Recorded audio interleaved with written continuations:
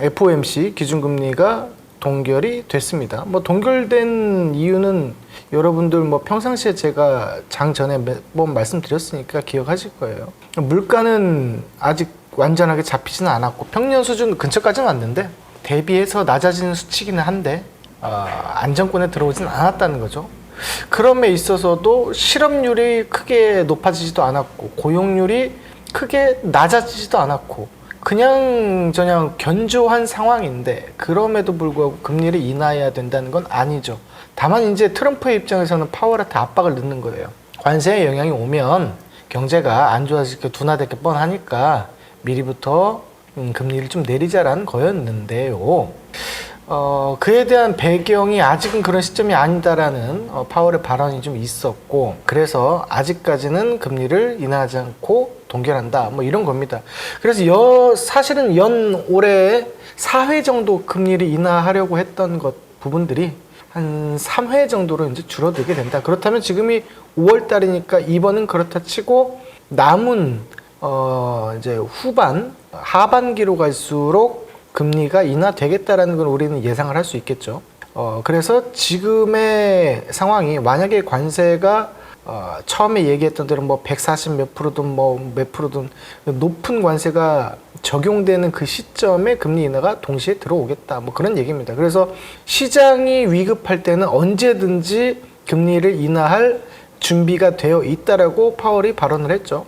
그렇기 때문에 어느 정도 시장에 대해서는 하방 경직성을 가지고 추가적인 하락은 당연히 지금 올라온 게 있기 때문에 올해 그 한 달 전이었죠. 한 달 전에 낙폭을 크게 맞았던 것처럼 그 밴드에 대해서 하단 돌파가 나오지는 않을 것이다. 그래서 제가 매번 말씀드린 대로 박스권의 영역에서 올해는 전개가 될 것이다 라는 게 오히려 더 확정 지어지는 그런 모습들입니다. 그렇기 때문에 우리도 역시 코스피 코스닥 기준으로 해서 단기적인 박스권을 두고 거기에서 변동성 거래가 올해가 내내 포지션을 구축해야 할 것이다 라는 거죠. 그래서 우리가 증시에 기대서 상승으로 가겠지라는 것은 이번 올해만큼은 전혀 틀렸다는 거죠. 그렇게 했을 때는 백전 백패입니다. 그렇게 하면 안 되고요. 항상 단기적인 변동성 매매만 올해 내내 하셔야 된다는 게 시나리오가 그려지죠. 그래서 그렇게 하시면 됩니다. 저 역시도 여러분들을 일주일에 3일을 뵈면서 괜찮은 종목들을 서치를 해드리고 어제 같은 경우도 종목들 제가 픽을 했던지 또는 보고 있던 종목들 안에서 상당한 급등이 많이 나왔어요. 그래서 그런 쪽 위주로 제가 하자는 대로 단기적인 변동성 매매만 하셔도 충분히 무리 없이 매매가 가능할 수 있겠다라는 것을 다시 한번 좀 안내를 좀 드릴게요. 자, 그리스에서 협상이 시작됩니다. 미국과 중국의 협상이 시작되는데 결국에서는 그 협상 단계에 있어서 그 자리 자체만으로 의미를 갖는다라는 거예요. 뭘 준비하고 만나는 건 아닙니다. 기대감은 일부 형성돼서 시장이 좀 상승을 했지만 이미 반영된 거죠. 선반영이 됐지만 미국 측에서도 중국 측에서도 뭔가 키를 확실히 잡고 협상의 테이블에 앉은 건 아닙니다. 그 자체의 의미를 두는 것이 맞고요. 제가 일전에 그 피디님께서 뉴스 보도를 올려드리면서 관세의 협상 주요 내용에 대해서 중국 측의 입장과 미국 측의 입장을 나열한 포스터를 한번 보여드린 적이 있어요. 거기서 제가 말씀드린 내용은 뭐냐면 결국 가장 쉽고 그냥 내주는 카드로 써도 될 만한 것들 먼저 협상 단계에 오를 것이다 라는 거였죠. 그래서 이제 미국이 아마 권유를 했을 겁니다. 이게 뭐냐면 육아용품에 대해서는 면세를 검토하겠다라는 거죠. 그러니까 미국 입장에서 아마 카드를 냈을 거예요. 그럴 수밖에 없죠. 중국에서 제조한 육아용품을 미국이 수입을 하기 때문에 그렇다는 거예요. 그렇다는 것은 중국 측 입장에서도 마다할 이유는 없겠죠. 넙죽 받겠죠. 받으면서 다른 뭐 히토류에 대한 부분이라든지 이거를 조금은 풀어주는 형식으로 아마 가지 않을까, 전개가 되지 않을까 이렇게 생각을 합니다. 그래서 오늘 시장 같은 경우도 이 협상과 관련한 섹터군 위주로 조금 보셔도 좋을 것 같고요. 그리고 뭐 정치권 관련해서 계속적으로 지금 이재명 관련주들이 정책 관련한 겁니다. 저는 인맥주는 이미 다 지났다고 안 봅니다.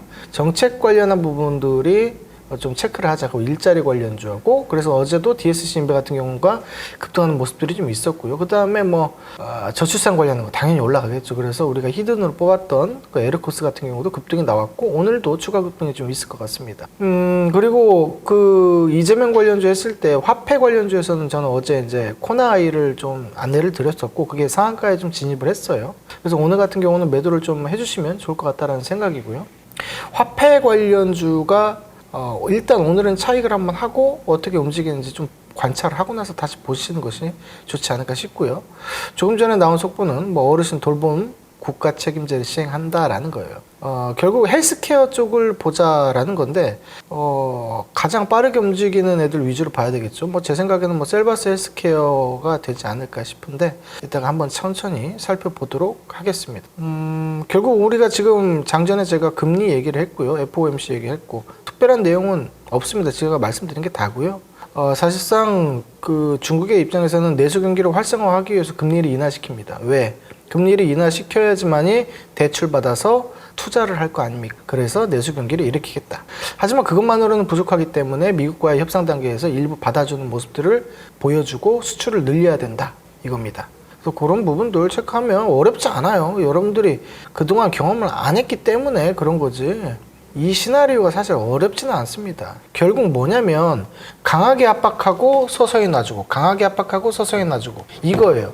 자, 여기서부터 시작을 했어요. 결론만 얘기할게요. 여기서부터 시작했어요. 0이에요. 트럼프 전략은 뭐냐면 팡 뛰었다가 내리고 팡 뛰었다가 내리고 결국 이 수준보다는 올린다가 목적이에요. 그러면 끝난 거예요. 일부라도 그렇게 해놓으면 되는 거예요.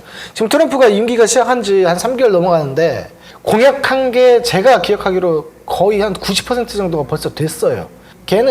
그 사람은 빨리빨리 일단 해놓는 게 중요하거든요. 근데 마지막 단계가 뭐냐면 중국을 조지는 건데 그리고 글로벌 상대로 관세를 빨아먹는 거죠. 근데 이거는 단기적인 전략으로는 전혀 될 수가 없어요. 여러 가지 금융시장이라든지 이런 변동성이라든지 자산가치의 가격 같은 경우 여러 가지 에너지까지 다 뜯어 고쳐야 되기 때문에 한 번에 되는 게 아니에요. 그래서 이런 부분들은 우리가 장기전으로 트럼프가 올해까지만 임기 잡고 내년부터 안 할 거예요. 그런 건 아니잖아요. 그렇기 때문에 장기적으로 보면서 제가 말씀드린 부분 강압적으로 팡 띄워놓고 내리고 이러면서 결과적으로 0, 0의 수준보다 높여놓으면 걔는 달성이 된 거예요. 그렇게 생각하시는 게 빨라요. 어렵게 생각하지 마세요. 어차피 여러분들의 생각은 빗나갑니다. 무슨 말인지 아시겠죠? 그 정도 보시면 되겠고 그 다음에 탄소 배출 제가 잠깐 아까 얘기하다 좀 그냥 지나갔었는데 이재명 직속으로 해서 기후위기 대응위원회가 출범을 한다. 탄소 중립 방법 이렇게 돼 있습니다. 그래서 오늘 탄소 중립 관련해서 그린 케미칼이라든지 에어레인이라든지 이런 종목들도 보셔야 돼요. 그래서 오늘 섹터별로 봐야 될 거는 사실 정책 관련주를 체크를 좀 해야 된다 이겁니다.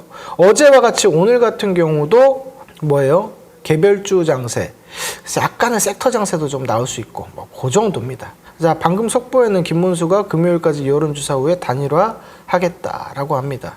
근데 결국은 얘네들이 단일화 한다고 이재명을 이길 수 있을까요? 그건 아니에요. 못 이깁니다. 못 이기는데 어쨌든 하는 모습들은 보여줘야지. 그럼 거기에서 연계돼서 관련주들은 급등할 수밖에 없어요. 이런 모습들까지 한번 체크를 좀 해보도록 할게요.